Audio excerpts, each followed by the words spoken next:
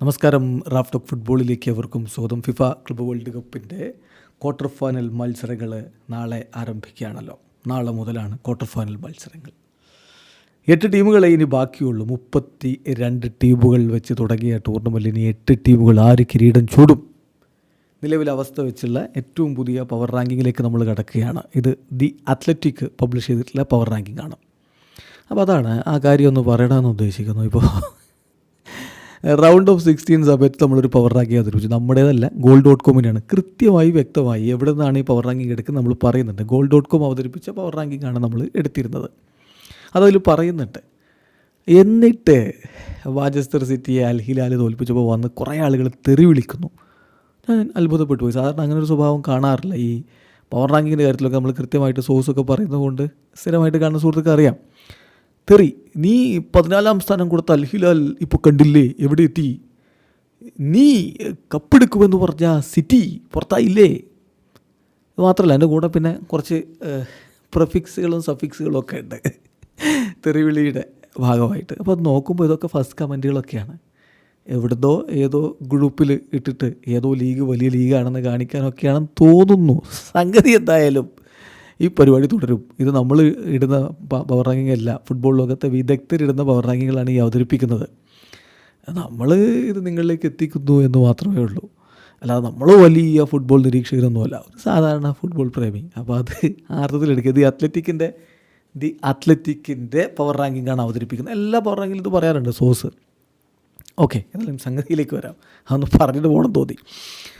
Fluminense 8ാം സ്ഥാനത്ത്, അതായത് 8 ടീമുകളാണുള്ളത്. ഫ്ലുമിനൻസും അൽ ഹിലാലും പാൽമറാസും ചെൽസിയും PSG-യും ബയേണും റയൽ മാഡ്രിഡും ഡോട്ട്മുണ്ടുമാണ് ക്വാർട്ടർ ഫൈനലിലുള്ളത്. സോ ഫ്ലുമിനൻസിനാണ് ദി അത്ലറ്റിക് ഏറ്റവും കുറഞ്ഞ വിജയസാധ്യത, കിരീട സാധ്യത ഇപ്പോൾ കണക്കാക്കുന്നത്. 8ാം സ്ഥാനത്താണ് ഫ്ലുമിനൻസ് ഉള്ളത്. ഫ്ലുമിനൻസിനെ സംബന്ധിച്ചിടത്തോളം third worst expected goal per ഷോട്ടാണ് അവരുടേത്, 0.067. അത് അവരുടെ ക്വാളിറ്റി ഓഫ് ചാൻസ് ക്രിയേഷൻ്റെ ഒരു മെഷറായിട്ട് എടുക്കുകയാണെങ്കിൽ അവരെ സംബന്ധിച്ചിടത്തോളം only ahead of Auckland city group സ്റ്റേജിൽ നമ്മൾ എടുത്ത് നോക്കുമ്പോൾ. അപ്പോൾ അങ്ങനെ വരുമ്പോൾ അവരുടെ ഡിഫൻസിൻ്റെ ശക്തി കൊണ്ടാണ് അവർ പ്രധാനമായിട്ട് മുന്നോട്ട് പോകുന്നത്. തിയാഗോ സിൽവയെ പോലുള്ള ഒരു പ്രഗത്ഭനായിട്ടുള്ള ലീഡർ അവിടെയുണ്ട്. അതിൻ്റെ കൂടി ബലത്തിലാണ് അവർ മുന്നോട്ട് പോകുന്നത്. എങ്കിലും അത് എത്രത്തോളം മുന്നോട്ട് പോകും എന്നുള്ളത് കണ്ടറിയണം. അവർക്ക് 8ാം സ്ഥാനം കൊടുക്കുന്നു. ഇനി 7ാം സ്ഥാനത്താണ് ബൊറൂസിയ ഡോട്ട്മുണ്ട്. ഒരു കാര്യം കൂടി, ഈ ഫ്ലുമിനൻസിൻ്റെ എതിരാളികളായിട്ട് ക്വാർട്ടർ ഫൈനലിലുള്ളത് അൽ ഹിലാലാണ്. നാളെയാണ് ആ കളി. 7ാം സ്ഥാനത്ത് നമ്മുടെ പവർ റാങ്കിങ്ങിൽ എന്ന് പറഞ്ഞാൽ ദി അത്ലറ്റിക് കൊടുക്കുന്ന ഈ പവർ റാങ്കിങ്ങിലുള്ളത് ബൊറൂസിയ ഡോട്ട്മുണ്ടാണ്. ബൊറൂസിയ ഡോട്ട്മുണ്ട് നമുക്കറിയാം, അപ്പോൾ കഴിഞ്ഞ കളിയിലൊക്കെ അവർക്കെതിരെ മികച്ച പ്രകടനം മോണ്ടറി നടത്തിയിരുന്നു. ഡോട്ട്മുണ്ടിനെ മറ്റ് ക്ലബ്ബുകൾ വിറപ്പിക്കുന്നത് ഈ ടൂർണമെൻറ്റിൽ നമ്മൾ പലവട്ടം കാണുകയും ചെയ്തു. ഗുഡാസിയുടെ ഒരു മികവൊക്കെയാണ് അവരെ ഇപ്പോൾ മുന്നോട്ട് കൊണ്ടുപോയിക്കൊണ്ടിരിക്കുന്നത്. 7ാം സ്ഥാനത്താണ് അവരുള്ളത്. റയൽ മാഡ്രിഡാണ് അവരുടെ ക്വാർട്ടർ ഫൈനൽ എതിരാളികൾ. മുന്നോട്ട് പോക്ക് ദുഷ്കരമാണ് എന്നർത്ഥം.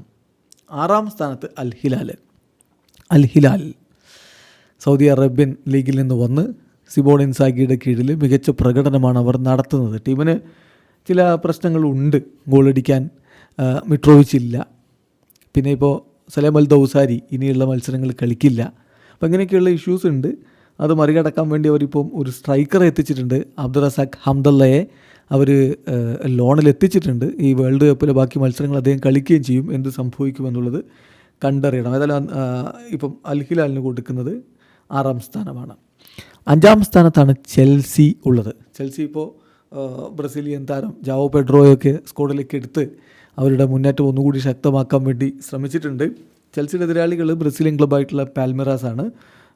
എന്ത് സംഭവിക്കും എന്നുള്ളത് കണ്ടറിയണം. 5ാം സ്ഥാനത്താണ് അവർക്ക് പവർ റാങ്കിങ്ങിൽ സ്ഥാനമുള്ളത്. 4ാം സ്ഥാനത്ത് ബ്രസീലിയൻ ക്ലബ്ബായിട്ടുള്ള പാൽമിറാസ് ചെൽസിക്കെതിരെയാണ് കളിക്കാനുള്ളത്. എസ്റ്റവായോ വില്യനെ പോലുള്ള ചെൽസിയുടെ ഭാവി താരം അവിടെ കളിക്കുന്നുണ്ട് എന്ന കാര്യം കൂടി ശ്രദ്ധിക്കുക.